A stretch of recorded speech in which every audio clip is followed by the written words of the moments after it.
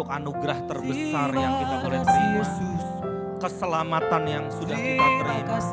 Pemeliharaan, penjagaan, pembelaan Tuhan atas kehidupan kita. Mari di awal ibadah ini kita ucapkan terima kasih. Terima kasih kepada Tuhan. Terima kasih untuk keluarga kita. Terima kasih untuk tetangga-tetangga kita. Terima kasih untuk kota kita. Terima kasih untuk bangsa kita.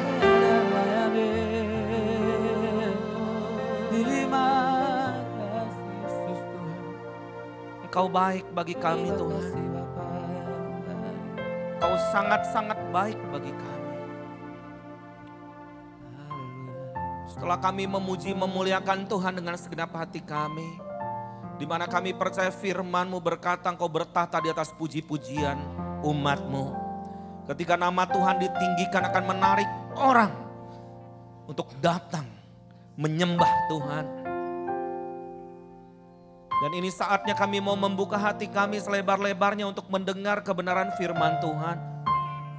Urapi hamba-Mu secara khusus, urapi umat-Mu. Kami semua tanpa terkecuali butuh firman-Mu. Dan firman Tuhan itu seperti pedang bermata dua, berguna bagi hamba-Mu, berguna bagi umat-Mu. Berbicaralah Tuhan. Karena kami butuh firman-Mu itu seperti terang bagi setiap langkah kehidupan kami. Di tengah dunia yang dipenuhi kegelapan ini Tuhan. Biarlah terang itu bersinar. Dan kuasa firman itu bersinar di dalam kehidupan kami. Dan kami boleh menjadi pelaku-pelaku akan firman-Mu Tuhan. Terima kasih Tuhan, terima kasih. Berbicaralah Tuhan. Kami siap mendengarkan dan melakukan firman Tuhan. Di dalam nama Yesus. Yang siap katakan. Katakan sekali lagi. Berikan kemuliaan bagi nama Tuhan. Mari sorakan haleluya. Puji Tuhan, silahkan duduk. Shalom. Apa kabar semuanya? Tetap semangat? Ngomong-ngomong udah salami kanan kiri belum? Jangan sampai ke gereja duduk bertahun-tahun sama tante ini sama ini. Tapi gak pernah kenal. Ayo salaman dulu kanan kiri. Katakan hari ini hari yang luar biasa. Puji Tuhan. Nah saya percaya bahwa Tuhan mau pakai setiap kita. Amin. Setiap kita diberikan talenta oleh Tuhan. Jadi tidak ada satu orang pun yang tidak berguna di hadapan Tuhan. Semua apa? Kok yang keras cuma di sini doang? Semua apa? Berguna di hadapan Tuhan. Jadi Tuhan ingin memakai setiap talenta itu dikembangkan.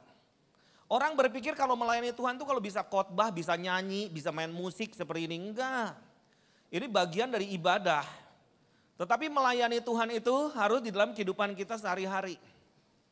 Melayani Tuhan itu menjadi gaya hidup kita. Nah, mengasihi Tuhan dengan mengasihi sesama itu hukum yang sama kata Tuhan. Bahwa mengasihi Tuhan itulah hukum yang utama dan terutama. Tetapi mengasihi sesama itu juga jangan ditinggalkan. Orang berkata Tuhan, Tuhan, Tuhan, sering berkata Tuhan, Tuhan, tapi dengan sesama dia nggak mengasihi. Nah, di dalam Yohanes 15 ayat 16, Tuhan katakan begini, yuk kita buka firman Tuhan. Yohanes 15 ayat 16, kita akan baca bersama-sama.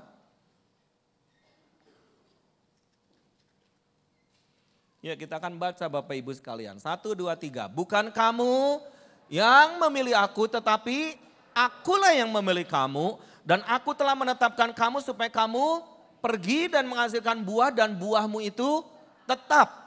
Supaya apa yang kamu minta kepada Bapa dalam namaku diberikannya kepadamu. Whatever you ask, apapun yang kamu minta, maka Tuhan akan berikan. Tapi seringkali ayat ini yang B-nya yang kita ambil. Ini ada sebab akibat Bapak Ibu sekalian. Kalau kita baca di dalam firman Tuhan, if my people, kalau umatku datang merendahkan diri di hadapan Tuhan, mencari wajahku, berbalik dari jalan yang jahat, maka then I will heal the land. Nah, jadi Ada sesuatu yang kita lakukan dan apa yang kita tabur itu selalu kita tuai. Nah, jadi bagaimana? Kita harus pergi kemana? Saya katakan setiap orang berbeda-beda ukuran. Kalau saya bisa pergi ke pulau-pulau sampai ke tempat terpencil sekalipun, saya bisa pergi ke Afrika sekalipun. Tetapi ada orang yang memang kapasitasnya pergi ke tetangganya, pergi ke saudaranya, pergi ke rekan kerjanya dan sebagainya. Go means that itu artinya tidak stagnan. Jadi go artinya grow, bertumbuh. Nah, harapan Tuhan bagi setiap kita, tentunya Tuhan senang dengan ibadah kita, bagaimana Dia dipuji, disembah, dimuliakan.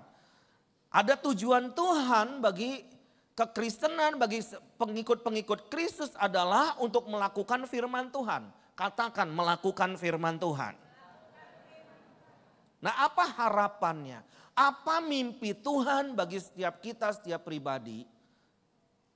Tuhan katakan ketika aku datang, aku ingin mendapati apa di bumi? Iman. Beriman, orang-orang yang beriman. Dan kedua adalah yang Tuhan ingin lihat adalah buah. Bukan daun, buah. Jadi setiap orang tuh banyak istilah-istilah yang tidak dimengerti oleh agama-agama lain. Hanya orang Kristen yang tahu bahwa kita ini harus jadi pohon yang berbuah, pohon yang ditanam di tepi aliran air.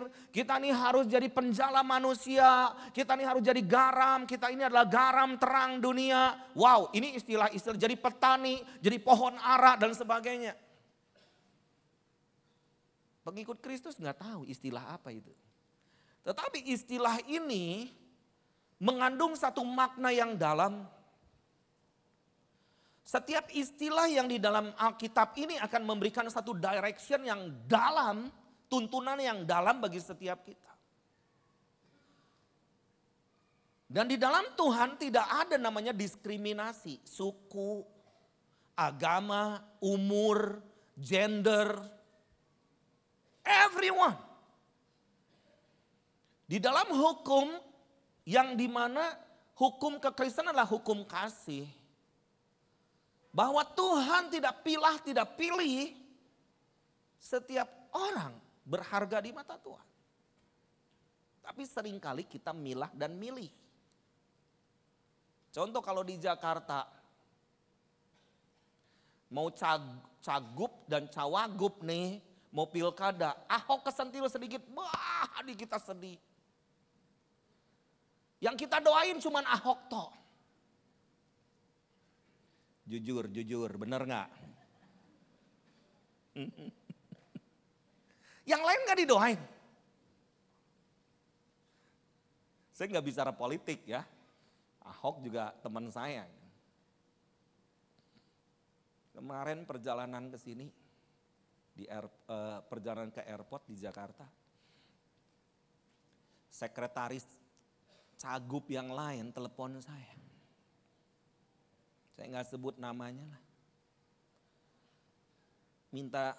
Dia minta didoakan oleh pendeta. Kalau bisa oleh pendeta-pendeta. Saya langsung Saya langsung mikir doa politik ya. Maksudnya doa politik. Di panggung saya doakan langsung difoto. Didukung oleh orang Kristen. Lalu saya dikecam oleh pengikut Ahok. Termasuk jemaat di sini mungkin. Daniel Panji gak boleh diundang lagi gitu. Kata saya ini doa politik. Ini mau didoakan suatu seremoni atau memang benar-benar percaya doa. Dia menganggap saya ini penggerak doa. Dan dia katakan begini, saya percaya kuasa doa orang Kristen. Oh. Bahkan sejak kecil pun diam-diam suka doa Bapa kami. Oh, luar biasa. Jadi Kalau saya mau didoakan gak usah ada foto. Gak usah ada panggung. Kalau perlu saya datang ke menara doa. Cuman kan sekarang pendoa syafaat gemar selfiean, bahaya. Apa-apa di foto dan paling gemar kalau di foto tuh di meja makan. Bener gak? Coba mau makan di Lombok Ijo atau di mana, ayo gurame diberdiriin dulu. Si suaminya, mama ayo doa dulu, nanti berdiriin dulu. Cepetan doa, foto dulu. Udah foto, cepet doa, posting dulu, ting, baru doa. Itu kebudayaan yang baru. Apakah itu dosa? Enggak dosa. Kita punya gadget, kenapa nggak digunain gitu kan? Cuman skala prioritas sekarang udah berubah. Bener nggak? Oh, ini nggak yang ngaku kalau jemaat begini nih. Pagi, bangun pagi bukan baca firman dulu, Facebook dulu, WhatsApp grup dulu, kata-kata motivasi dulu. Udah tahu motivator ini sekarang lagi krisis semua.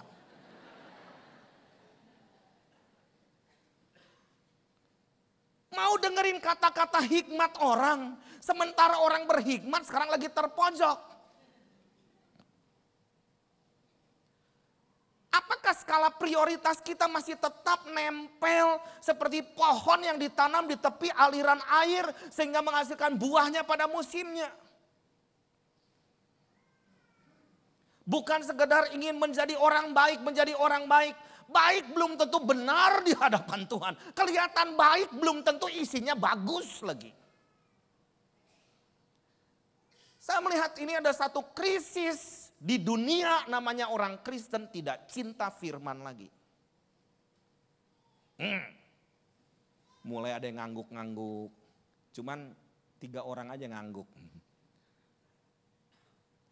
Saya pernah suatu saat khotbah di Makassar itu sekali ibadah 2000-an lebih. 4 kali ibadah ya. Lalu di tengah khotbah saya disuruh stop bentar. Lalu di kebaktian yang kedua tuh waktu itu. Saya suruh seluruh jemaat tutup mata. Lalu saya tanya satu perkara. Satu pertanyaan. Tutup mata kata saya.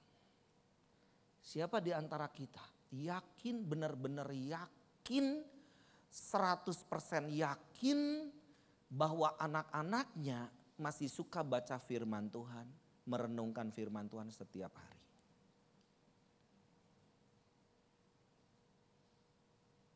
Gak ada yang lirik kanan kiri kata saya. Urusannya sama Tuhan. Siapa yang yakin ini angkat tangan. Maaf Bapak Ibu sekalian. Gak lebih dari 40 orang.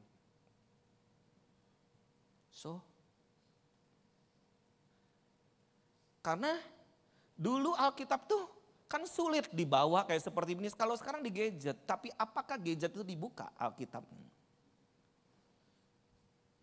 Kita sedang krisis dalam satu masa yang krisis quality. Quality of life. Apakah suami dan istri masih tetap berdoa bersama?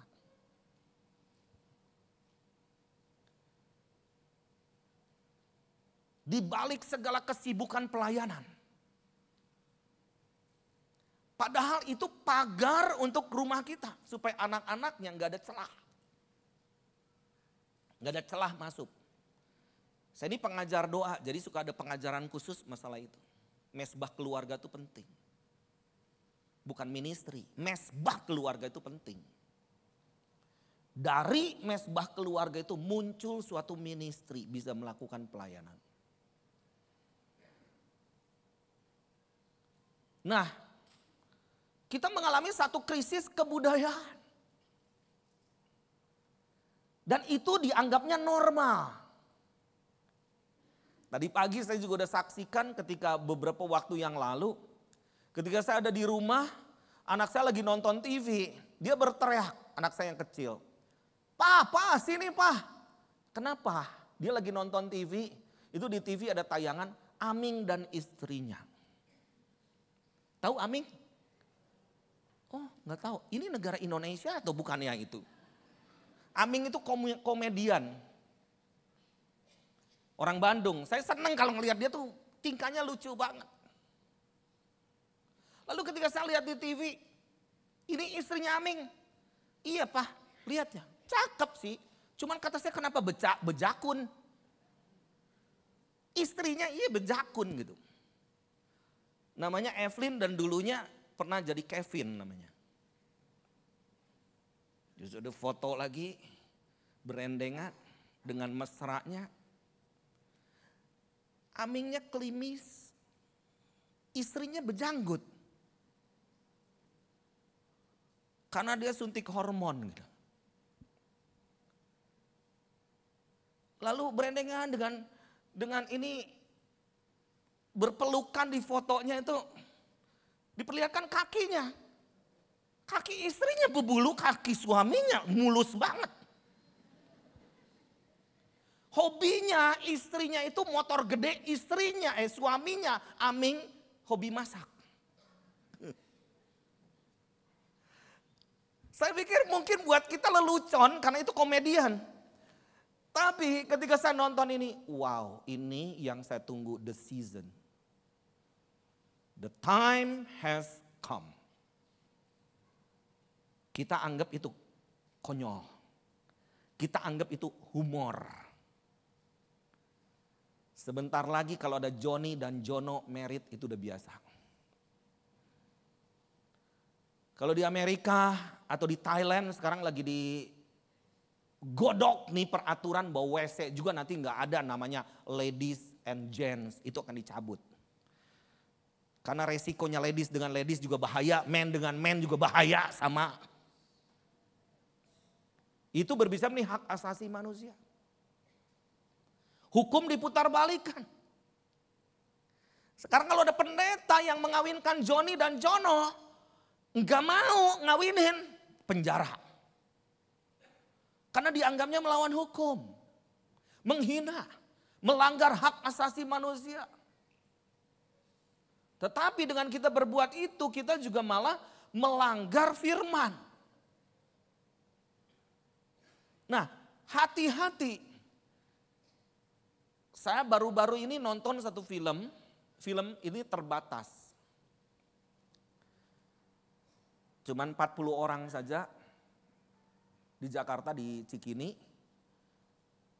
Nama filmnya Jihad Selfie. Ternyata ada beberapa pendeta ikut nonton juga.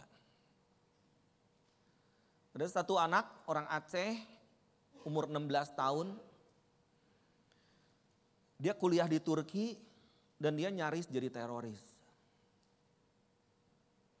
Tetapi orang tuanya keep talking. Nak harus jadi anak yang baik nak. Nak ingat bapak dan ibu nak. Ada message terus. Dan dia sebelumnya sudah direkrut jadi teroris. Akhirnya dia berbalik. Jadi ada waktu itu wawancara juga. Jadi kita menanyakan juga kepada dia. Ini akibat apa kamu bisa direkrut seperti ini? Dia ngomong cerdas sekali. Karena IP-nya juga 4. Ini anak luar biasa. Ini anak brilian. Saya katakan aku salut sama kamu. Kita harus bangkit putra-putri Indonesia yang unggul di dunia, kata saya. Dia katakan begini, bahaya laten saat ini bukan sekedar pornografi di gadget itu. Rekrutmen untuk anak-anak, remaja.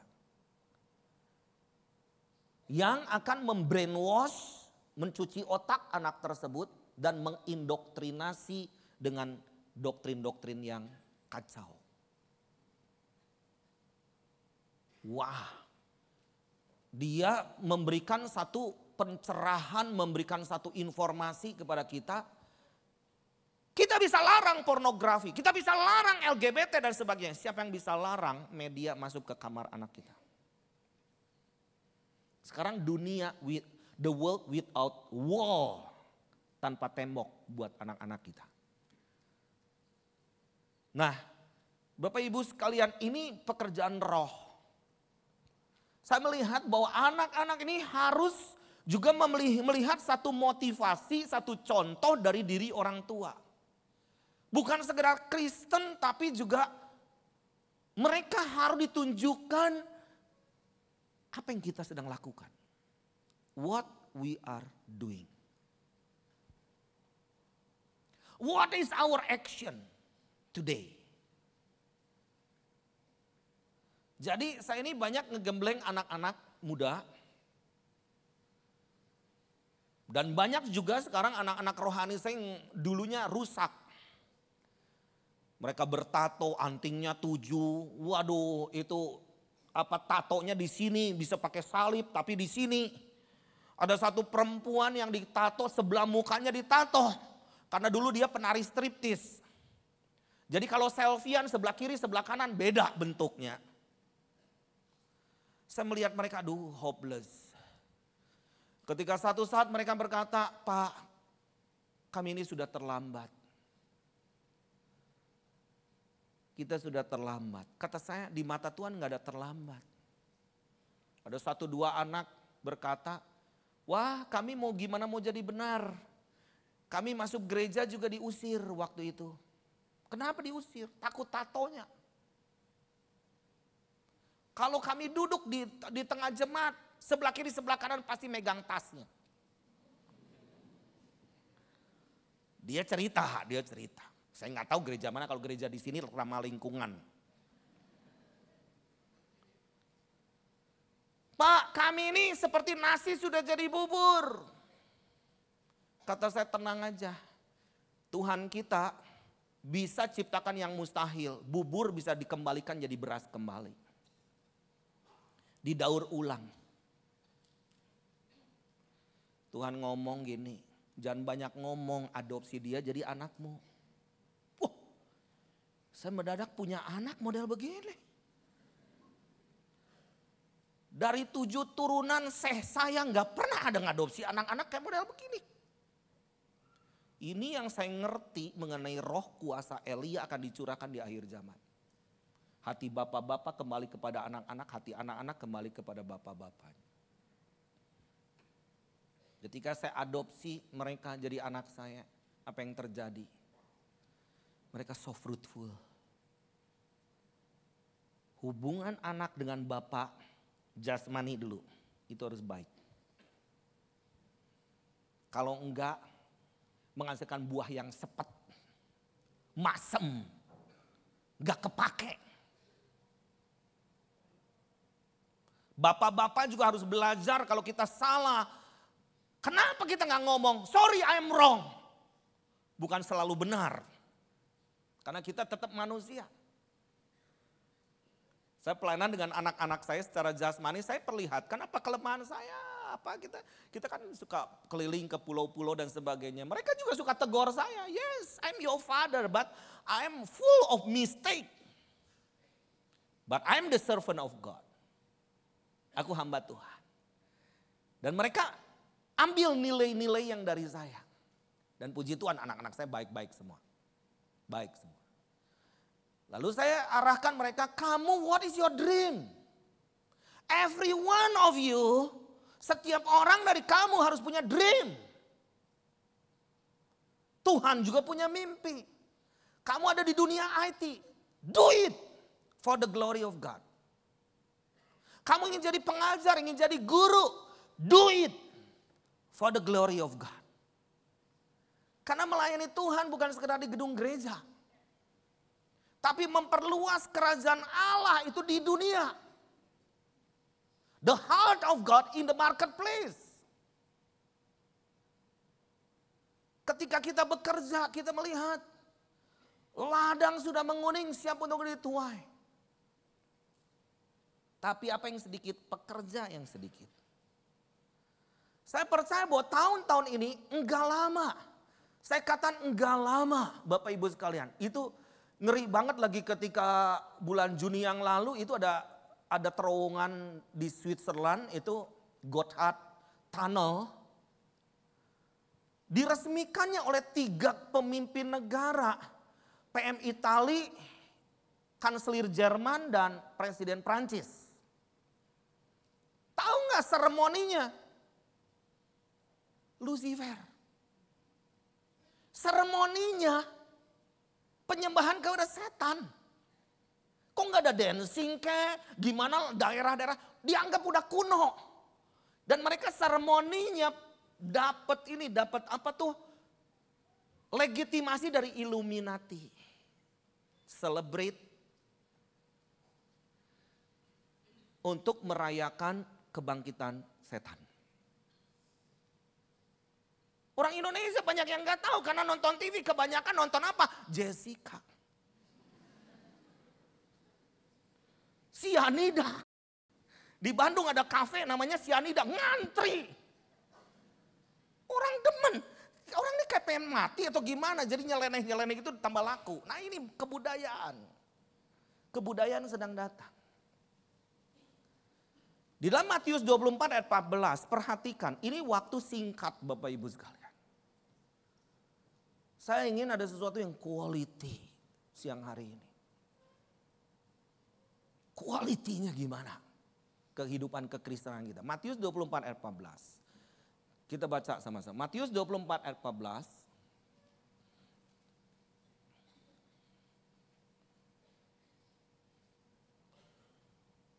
Ayat 14.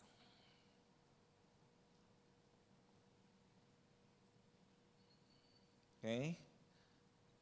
Yuk kita baca. 1, 2, 3. Dan Injil kerajaan ini akan diberitakan di seluruh dunia menjadi kesaksian bagi semua bangsa.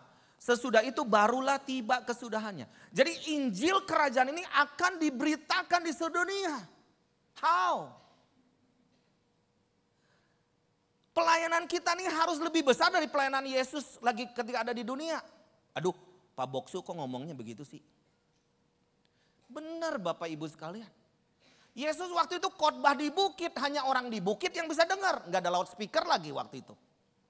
Tapi sekarang saya khotbah bisa live streaming, orang Rusia aja bisa lihat. Di Taiwan, kalau saya live streaming itu di orang-orang Taiwan tuh banyak yang nonton katanya. Di Korea, saya baru tahu bahwa saya ini di Korea lebih terkenal daripada di Semarang. Karena saya ini pengkhotbah di TV Korea. Jadi ketika saya waktu itu di MOI, di Mall of Indonesia di Kelapa Gading, ada orang-orang Korea serama, saya nggak tahu, ini orang ngapain gitu saya pikir. Terus ada satu yang bisa bahasa itu ya, gospel ya. Oh, jadi mereka tuh dengar khotbah saya. Bayangkan hari-hari ini kerajaan Allah sedang diperluas. Yang percaya katakan amin. Nah Tuhan mau pakai setiap talenta kita. Sampai ke ujung bumi sekalipun. Saya mementor anak-anak muda. Pengusaha-pengusaha muda dari Surabaya. Saya kesaksian dikit ya. Satu saat kita ini lagi tahun 2010 yang lalu. Kita menyeberang lautan dari Padang ke Pulau Mentawai. Lalu di satu kapal itu, di laut itu, semua itu pasca tsunami, terjadi bencana tsunami di Mentawai. Jadi di kapal itu memang udah serombongan adalah orang-orang Kristen yang mau menolong di sana. Ada tim dokter, ada tim mau buka PAUD di sana, ada tim apa. Pokoknya orang Kristen semua luar biasa. Tapi satu dan yang lain gak kenal. Ini seperti jala yang koyak gitu. Semua doing things merasa mau membela Tuhan. Satu saat di tengah perjalanan kita nih kena badai. Itu bisa kalau lagi turun ke bawah itu tuh jendela jadi biru semua, itu air laut. Maaf ya, semua muntah-muntah. Cuman puji Tuhan saya yang gak muntah waktu itu. Padahal saya biasanya yang paling peka soal gitu. Paling cepat. Lalu di tengah ombak itu saya berdiri. Ombaknya waktu itu gak biasa-biasa. Ini ombak abnormal nih. Lalu saya katakan begini. Mungkin berapa menit lagi kita akan mati. Langsung tercengang nih, sama kayak begini nih langsung. Kata saya mungkin berapa menit lagi kita akan mati. Apakah kita finish well?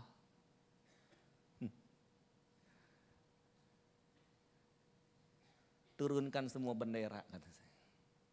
It's nothing, nama kita nih. Hari ini kita harus buat komitmen.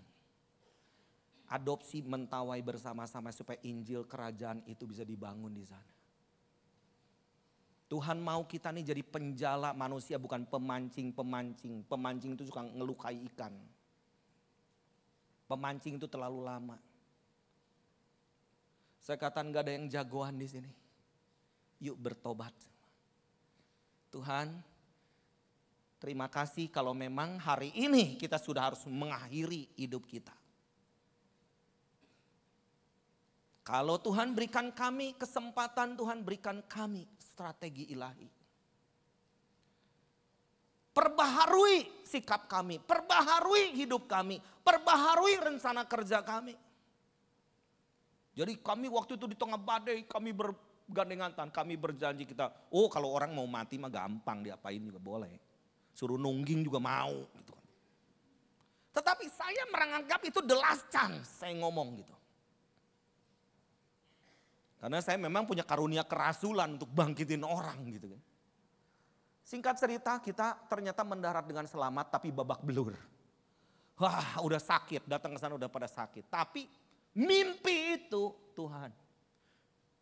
Itu bayangkan pemuda, bukan pemuda, yang profesional ini berikan hartanya sebagian untuk membangun Mentawai. Padahal mereka tuh pengusaha-pengusaha kecil. Toko kacamata, pedagang farmasi dan sebagainya. Wow, sekarang mereka diberkati Tuhan ratus-ratus kali lipat daripada tahun 2010 yang lalu. Dan mereka benar-benar sekarang sedang melakukan sesuatu yang extraordinary. Sesuatu yang gak pernah mereka lakukan sebelumnya. Mereka punya target 3.000 anak-anak akan jadi mahasiswa S1 dalam 3 tahun ke depan. Dan sekarang baru 300-an. Nah, mari kita saksikan dulu satu klip ini, itu mengenai Mentawai. Ya, di sini ada orang Mentawai nggak? Ada orang Mentawai? Nggak ada.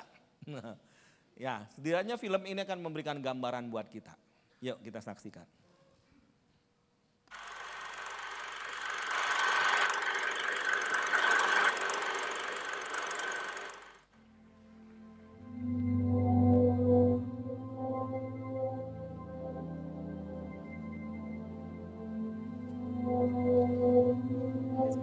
Since the tragic crash, and the makeshift memorial at the site continues to grow.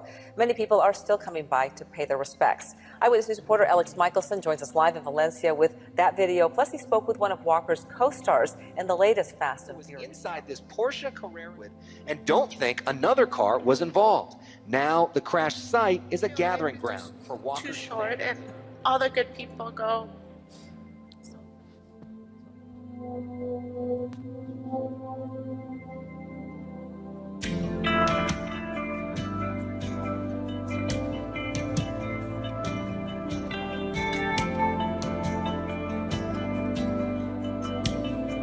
Signs and wonders from above. When you poured out your spirit on the old and the young, in the power of your presence.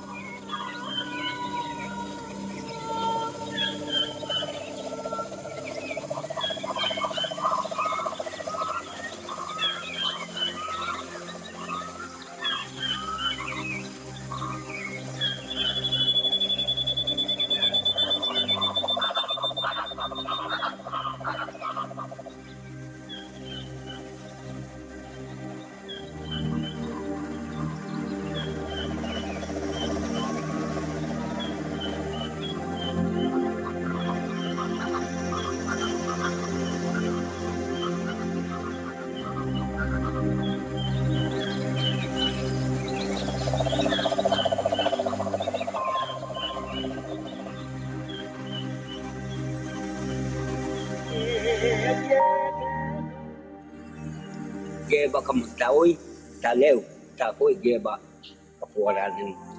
Jadi di sana orang-orang dikuasai dukun. Maju tidak. Betul ya tak waduk makin. Orang menganggap Kristen padahal mereka menolak Injil. Ini ini lala. Good. Ini Ersmen. Ana bedanya Siwoki bedanya cimata. Ana bedanya. Oto bedanya kalau lu dah mau kecil, ya ibarat ibarat. Ya Alisa toh. Jadi tato tertua di dunia itu dari Mentawai sebetulnya. Dan mereka dulunya keturunan dari Cina. Oto kalau ibarat satu, barang satu Mentawai, asli Mentawai. Bukan bangsaan. Aku au kiri teuku. Suara pakuan bu imai bilang budaya mentau. Ini ungkap budaya khas halio. Budaya sahu, budaya pengumuman, budaya China, budaya turunnya segala macam mana dia. Kita sini mana ungkap budaya tak apa macam. Budaya kiri dia naik. Tapi kira ini waktu budaya kiri. Masih sampai itu. Tapi kira dia ungkap budaya.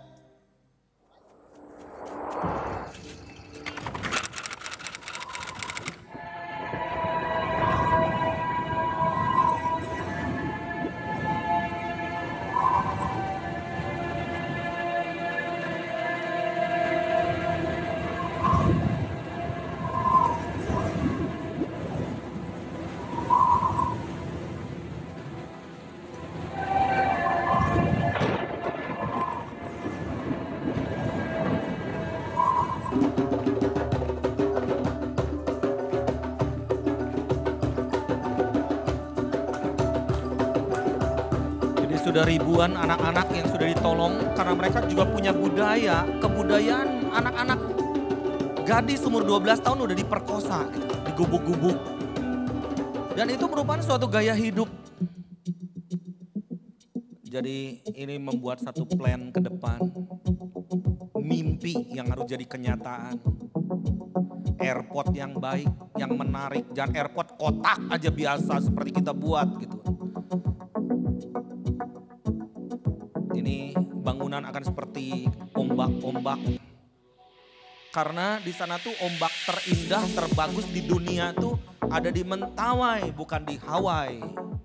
70 macam ombak itu ada di Mentawai. Saya berkuliah di sini didukung oleh Mentawai Summit. Kamu juga kan? Ya dong. Teman-teman, sukses Mentawai. Mentawai sukses. Siap membangun Mentawai. Ya itulah gerakan kita di seluruh Indonesia bagaimana mengadopsi. Jadi kita sebut Mentawai Summit tuh karena saya melihat meskipun mereka masih muda-muda 30-an tahun ke bawah tapi mereka inovatif dan you are the leader kata saya. Let's do summit. Kita waktu lagi mau tenggelam di lautan ya kalian tuh pemimpin-pemimpin, kalian bukan ekor makanya kalian berani menempuh ya badai seperti ini dan mau memberikan hidupnya menjadi korban gitu. Nah, enggak selalu harus kita begini semua, tetapi kita sedang memasuki satu musim yang baru Bapak Ibu sekalian. Dan jadi kita harus masuk dalam satu dimensi yang baru. Penginjilan itu bukan gitu-gitu aja gitu. Tapi kita ini harus bisa bersosialisasi, berkomunikasi dengan orang, dan merubah kebudayaan jahat itu. Saya pergi ke daerah-daerah itu, kadang nari-nari aja mesti pakai setan. Kenapa nari-nari harus pakai setan? Saya ini butuh penari-penari gereja, yuk latih mereka menari untuk kemuliaan Tuhan. Tarian itu punya keagungan untuk Tuhan. Nah, jadi memang saya suka banyak terobosan-terobosan, buat terobosan-terobosan 2000 penari gitu. Dilatih dengan kain terpanjang supaya dapat murinya, supaya semangat. Tapi di situ mereka dicecer, harus doa, harus puasa. Harus baca firman. Nah, jadi Tuhan memberikan cara-cara kepada kita dengan pengalaman-pengalaman yang baru. Tapi seringkali iblis itu membuat kita misfokus. Fokusnya apa? Ngasihani diri sendiri. Bless me, berkati aku, heal me, sembuhkan aku. Seolah-olah kita gak ada guna gitu. Nah, Bapak Ibu sekalian, mari hari-hari ini saya berbicara hati Tuhan, saya gak ada motivasi. Saya katakan, saya buat apapun, saya gak bikin lembaga penginjilan. Too much. Terlalu banyak STT juga. Tetapi let's do it sekarang. Lakukan apapun yang dapat kita lakukan. Nah, kenapa waktu menuai adalah sekarang? Sekarang. Buka Yohanes 4 ayat 35. Saya cepat aja, saya selesaikan. Yohanes 4 ayat 35. Bukankah kamu mengatakan 4 bulan lagi tibalah musim menuai? Tetapi aku berkata kepadamu, lihatlah sekelilingmu. Dan pandanglah ladang-ladang yang sudah menguning dan matang untuk dituai. Jadi, apa poin saya dari ayat-ayat ini? Yang pertama, ini Yesus katakan. Saya katakan pertama adalah waktu untuk mengumpulkan tuaian itu sekarang. Every day, every moment. Jadi bukan menunggu 4 bulan lagi kata Tuhan, mesti menuai sekarang. Jadi kita harus pandangan kita dibuka. Mata rohani kita dibuka.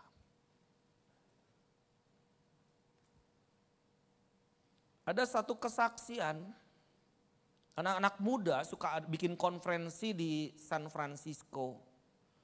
Itu konferensi itu namanya Urbana. Jadi kurang lebih 5.000-an bahkan lebih mahasiswa kumpul dari seluruh dunia. Lalu di tengah konferensi biasanya mereka tuh diberikan tugas untuk pergi ke kota menjangkau jiwa. Dengan cara berkomunikasi dengan orang-orang.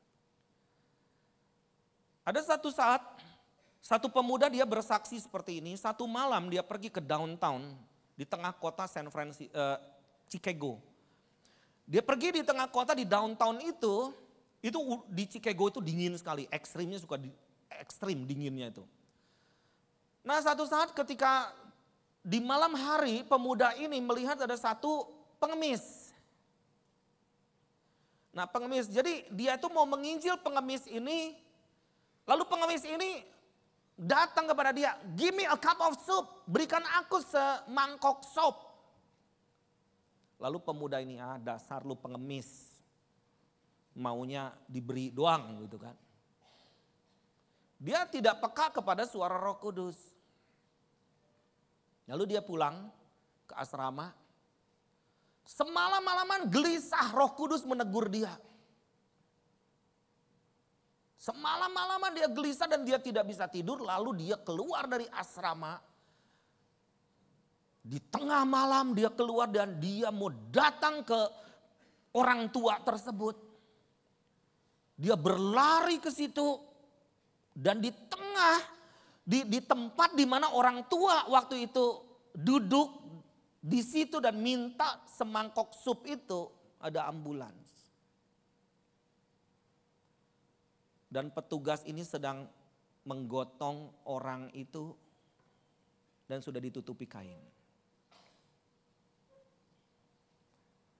Si pemuda ini tersungkur di trotoar ini. Forgive me. Momennya sudah lewat. Barang siapa mungkin kita nih pulang. Orang tua kalian telepon Anda. Teman Anda nelepon Anda. Can you come to my house? Are you busy?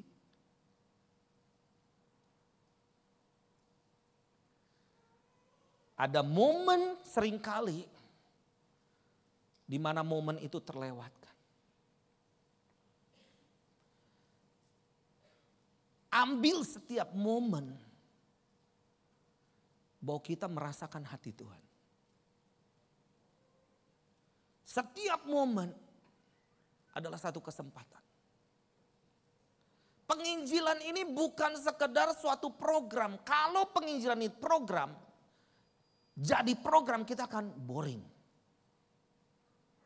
Kita akan letih, bosen. Ada seorang penginjil namanya Charles Templeton. Dia tuh penginjil yang sangat terkenal setara Billy Graham, teman baiknya Billy Graham. Dan dia adalah pendiri Youth for Christ di Kanada. Kalau dia berkhotbah so powerful, 30.000 anak-anak muda dijangkau, terima Tuhan. Wah, so powerful. Ngantri setiap KKR tuh. Satu saat dia lihat majalah Life gitu. Di sampul majalah itu dia melihat ada seorang ibu yang kurus kering dan menggendong anaknya yang mungkin sudah mati. Orang Afrika. Lalu ibu ini membawa satu batok kelapa ditengadahkan ke langit di situ. Judulnya No Rain, tidak ada hujan. Di negara itu 3 tahun gak ada hujan. Jadi sengsara, banyak orang mati. Ketika dia melihat majalah ini, wah, lalu dia baca artikelnya, banyak orang mati. Lalu dia bertanya kepada dirinya sendiri, apakah Tuhan itu ada? Is God real, exist? Apakah Tuhan itu ada? Nah ini hati-hati juga ya, jangan sampai kita nginjil-nginjil, orang diselamatkan, kita sendiri ditolak. Karena gak ngalami pengalaman dengan Tuhan. Program penginjilan. Jadi si Charles Templeton ini ngelihat majalah ini, wah, apakah Tuhan itu ada? Apakah Tuhan itu real? Lalu dia kecewa. Bulan depannya di hadapan ribuan jemaat, dia bukan berkhotbah, dia minta waktu. Ini kali terakhir aku ngikut Tuhan. Wah, kaget semua. Dan akhirnya dia jadi pengusaha yang mencetak buku majalah porno. Sama seperti kayak Penthouse gitu. Dan dia mengarang buku yang best seller. Orang semua pengen baca, baik Kristen enggak non-Kristen. Judulnya Farewell to God. Selamat tinggal Tuhan. Satu saat ada seorang wartawati bertanya kepada dia. Charles, what do you think about Christianity? Charles, apa yang kau pikirkan mengenai, apa pendapatmu mengenai kekristenan sekarang? Charles ngomong, don't talk about it anymore. Saya nggak mau bicara soal itu lagi. Dia marah, dia mau buka pintu, lalu wartawati ini berkata, how about Jesus? Bagaimana mengenai Yesus? Charles ngomong, I miss him so much. Saya rindu dia. Dia banting pintunya dan dia mati sebagai orang ateis. Wah. Penginjilan itu hati Tuhan. Pengalaman dengan Tuhan. Jadi sekarang jangan sampai itu yang saya belajar terus mengkondisikan diri saya ini. Kadang masalah banyak, persoalan begitu banyak. Apa yang menekan, fitnahan, berita-berita yang membuat kita waduh pusing kepala dan sebagainya. Seringkali membuat kita nih spirit kita jadi tertekan. Tapi saya harus melawan daging saya, melawan pikiran saya supaya I keep on fire. Jangan sampai jadi orang Kristen suam-suam. Kita harus punya api di dalam diri kita. Yang membara terus. Yang kedua adalah prinsipnya adalah ada banyak jiwa yang terhilang dan siap untuk dituai. Maka di dalam Injil Matius 9 ayat 36, Yesus berkata melihat orang banyak itu tergeraklah hati Yesus di dalam firman Tuhan berkata begini. Tergeraklah hati Yesus oleh belas kasihan kepada mereka karena mereka lelah dan terlantar seperti domba yang tidak bergembala. Maka katanya kepada murid-muridnya, tuaian memang banyak tapi pekerja sedikit.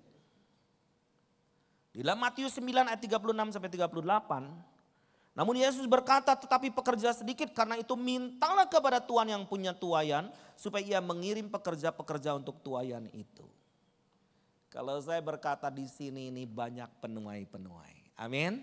Siapa yang mau menjadi penuai? Siapa yang mau finish well di dalam kehidupan kita? Amin. Hidup kita bukan milik kita sendiri. Hidup kita udah milik Yesus. Dan hidup kita seperti pohon. Dan pohon itu harus menyerap air. Di mana air itulah sumber itu adalah daripada firman Tuhan. Sumber itu dari Allah sendiri. Roh itu yang menghidupkan roh kita yang supaya kita bergairah. Memandang orang bukan seperti kita memandang. Yesus memandang. Yang ketiga adalah pekerja sedikit. Pekerja sedikit. Jadi kita baca ayat terakhir. Matius 9 ayat 36 sampai 38. Matius 9 ayat 36 sampai 38. Yuk kita akan baca. 1, 2, 3. Melihat orang banyak itu, tergeraklah hati Yesus oleh belas kasihan kepada mereka. Karena mereka lelah dan terlantar seperti domba yang tidak bergembala. Maka katanya kepada murid-muridnya, tuaian memang banyak tapi pekerja sedikit. Karena itu mintalah kepada Tuhan yang mempunyai tuaian supaya ia mengirimkan minta supaya ia mengirimkan pekerja-pekerja untuk tuaian itu. Saya sepanjang tahun ini bicara mengenai ini. Next year itu klimaks. Itu the greatest harvest tuaian terdahsyat sepanjang kekristenan ada. Saya katakan seperti itu. Buktikan aja. Jadi sepanjang tahun ini, saya ini kan nyetak kartu ini 3,4 juta. Kalau nggak salah di sini udah pernah dibagi ya. Ini adalah kartu penuai. Ketika saya bagikan di sini, baik di gereja Katolik, di penjara-penjara, di kantor pajak, di sekolah dasar negeri, sekolah negeri gitu, kita bagikan ini. Ketika mereka mengangkat kartu ini, mereka bukan sekedar aku mau jadi penuai, kayak gagah begitu. Enggak, ada tangisan. Oh mamaku belum, oh anakku kemana? Itu hati yang berbelas kasihan. Ini bukan program, ini hati Tuhan. Siap dipakai Tuhan? Siapa yang siap dipakai oleh Tuhan? Berikan tepuk tangan buat Tuhan kita. Mari kita bangkit berdiri. Mari kita bangkit berdiri. Tidak ada satu orang pun yang tidak berguna di hadapan Tuhan.